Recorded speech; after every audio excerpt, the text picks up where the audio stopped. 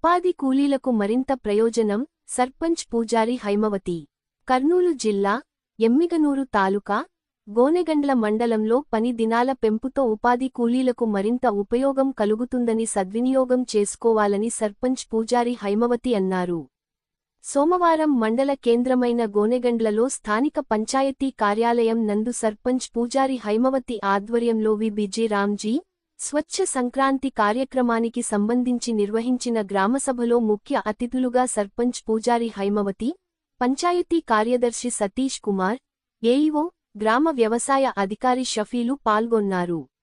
ఈ సందర్భంగా వారు మాట్లాడుతూ పేదలు బడుగు బలహీన వర్గాల అభివృద్ధికి కేంద్ర రాష్ట్ర ప్రభుత్వాలు ఎంత కృషి చేస్తున్నాయన్నారు. ఉపాధి హామీ పథకంలో భాగంగా కూలీలకు పని దినాలను 100 నుండి 125 రోజులకు పెంచడం హర్షణీయమన్నారు. గ్రామాల పరిశుభ్రతకు ప్రజల సహకారం ఎంతో అవసరమన్నారు. స్వచ్ఛతకు ప్రతి ఒక్కరూ పాటుపడాలన్నారు. పరిసరాలు పరిశుభ్రంగా ఉంటేనే ఆరోగ్యం చేకూరుతుందన్నారు. కార్యక్రమంలో ప్రజా ప్రతినిధులు, నాయకులు, అధికారులు, ఫీల్డ్ అసిస్టెంట్ రాంపురం రఫీక్, ఉపాధి హామీ పథకం కూలీలు, సచివాలయం జ్యోతి, మద్దిలేటి సిబ్బంది, వ్యోయేలు జరీనాబేగం, శైలజ, మల్లేశ్వరి, సుజాత, ఏఎన్ఎం ప్రమీల, రాజమ్మ లు పాల్గొన్నారు. రోజు మనం చేపట్టిన కార్యక్రమాలకి కేంద్ర ప్రభుత్వము మెచ్చినట్లయితే మహిళా స్నేహపూర్వక గ్రామ పంచాయతీ కింద మన ఊరికి ₹1 కోటి అవార్డును కూడా అందజేస్తారు.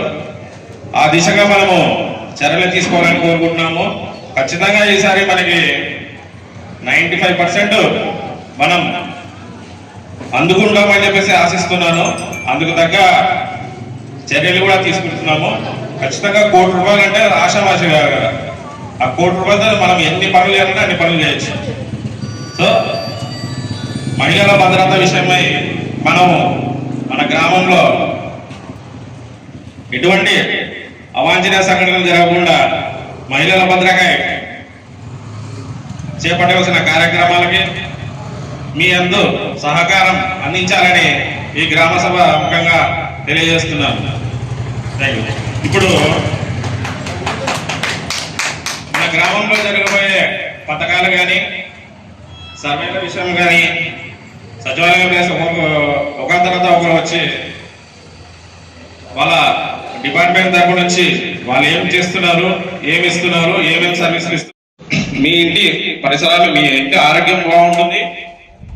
తర్వాత మీ ఇంటి చుట్టుపక్కల పరిసరాల్లో ఆరోగ్యంగా ఉంచుకోవాలని కోరుతున్నాము.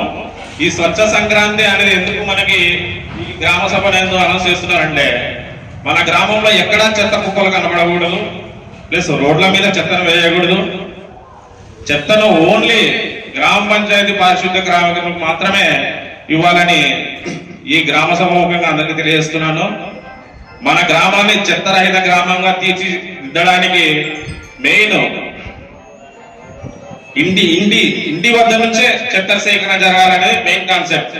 సో ఆ కాన్సెప్ట్ ద్వారా పూర్తిగా మనము 100% పాటించినట్లయితే మన గ్రామంలో ఎక్కడ కానీ ఒక పేపర్ కానీ ఒక చెత్త కానీ ఎక్కడ కనపడదు. సో అలా చేసుకుందామని చెప్పేసి ఈ గ్రామ పంచాయతీ ద్వారా తీర్మానం చేస్తున్నాము. మరియు మేము ఆల్రెడీ రోడ్ సైడ్ ఉన్న ఎస్సీ కాలనీ దగ్గర నుంచి గంజల రోడ్ వరకు మొత్తం రోడ్ సైడ్ ఉన్న చెత్త కుప్పలు కానీ, మట్టి దిబ్బలు కానీ, పేడ దిబ్బలు కానీ జేసీబీ ద్వారా మొత్తం క్లీన్ చేయించాము. ఎక్కడ కానీ దిబ్బలు కానీ ఎక్కడ కానీ లేవు. ఇక్కడ గ్రామంలో అక్కడక్కడ కొన్ని దిబ్బలు ఉన్నాయి. అవి కూడా రాబోయే 10వ తారీఖు లోపు కొన్ని ప్రత్యేక పారిశుద్ధ్య కార్యక్రమాలు చేపడుతున్నాము. వాటిలో మూలంగా ప్రతి ఒక్క పేడ దిబ్బలను కూడా మీ పరిసరాలు అంటే మీకు అవి దొడ్లు ఉంటాయి, కల్లాలు ఉంటాయి, దాంట్లో వేసుకొని, కానీ రోడ్ల మీద మాత్రం వేయదండి. రోడ్ల మీద వేస్తే మాత్రం ఖచ్చితంగా గ్రామ పంచాయతీ వారు తీసుకెళ్తారు. ఆల్రెడీ మేము అందరికీ దిబ్బలు ఉన్న వాళ్ళకి నోటీసులు జారీ చేశాము. మరి ఒకసారి గ్రామ సభ ద్వారా అందరికి చెప్తున్నాము, రోడ్ల మీద ఎక్కడ చెత్త కానీ దిబ్బలు కానీ వేయకుండా తీసుకోవాల్సిన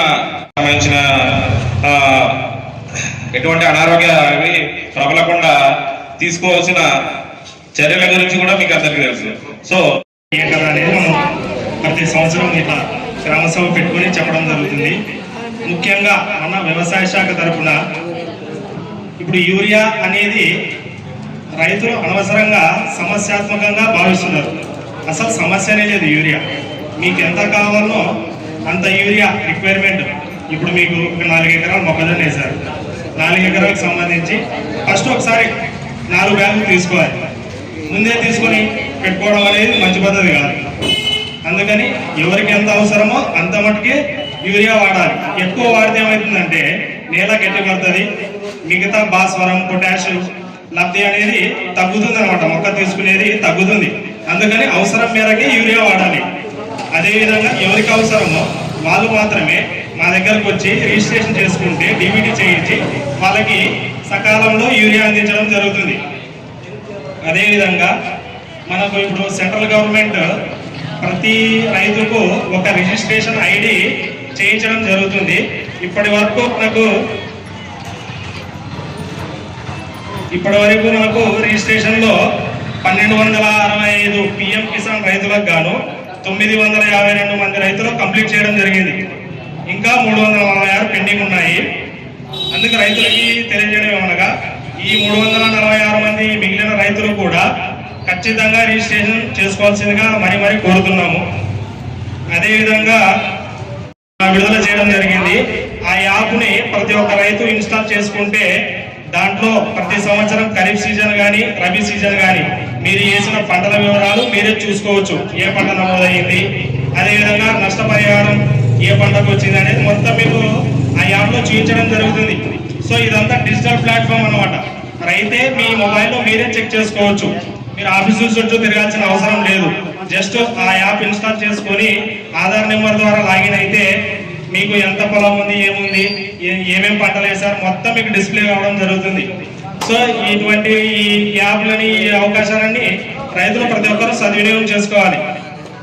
అదేవిధంగా మొన్న రీసెంట్గా శనివారం వ్యవసాయ శాఖ మంత్రి వర్యులు అచ్చెన్నాయుడు గారు వచ్చి మన కర్నూలు జిల్లాకు సంబంధించి ఈ ఉల్లిగడ్డ నష్టపోయిన రైతులకు కంపన్సేషన్ కింద నష్టపరిహారం కూడా ఇవ్వడం జరిగింది. ఈ గోనెగండ్ల గ్రామ రైతులకు దాదాపుగా 250 ఎకరాల వరకు పంట నష్టపరిహారం నేరుగా మీ అకౌంట్లో జమ చేయడం జరిగింది. మీకు ఏమన్నా ఇబ్బంది ఉంటే, ఏమైనా పడలేదు అట్లాంటిది ఏమైనా ఉంటే మా దగ్గరకు వస్తే బ్యాంక్ అకౌంట్కి ఆధార్ లింక్ అయిందా లేదని ఒకసారి చెక్ చేసి ఒకవేళ కాలేదంటే మీరు ఎన్పిసిఐ మ్యాపింగ్ చేసుకుంటే నేరుగా మీ ఖాతాలో జమ చేయడం జరుగుతుంది. అదేవిధంగా రైతులకు ఎప్పటికప్పుడు ఏదైనా సమస్యలు ఉంటే మా రైతు సేవా కేంద్రం సందర్శిస్తే వాటిని పరిష్కారం చేస్తాం. నాకు ఈ అవకాశం ఇచ్చిన పెద్దలకు అధికారులకు నా హృదయపూర్వక నమస్కారం, ధన్యవాదాలు. వాళ్ళకు కూడా కాల్ చేస్తాము. కొంతమంది మొబైల్ నెంబర్ తగ్గడం లేదు. మీకు సంబంధించిన రైతులు మీ పక్క వాళ్ళు ఎవరైనా ఉంటే మీకు కొంచెం ఇన్ఫార్మ్ చేస్తాము. వాళ్ళని పంపిస్తే మేము త్వరగా రిజిస్ట్రేషన్ కూడా కంప్లీట్ చేస్తాము.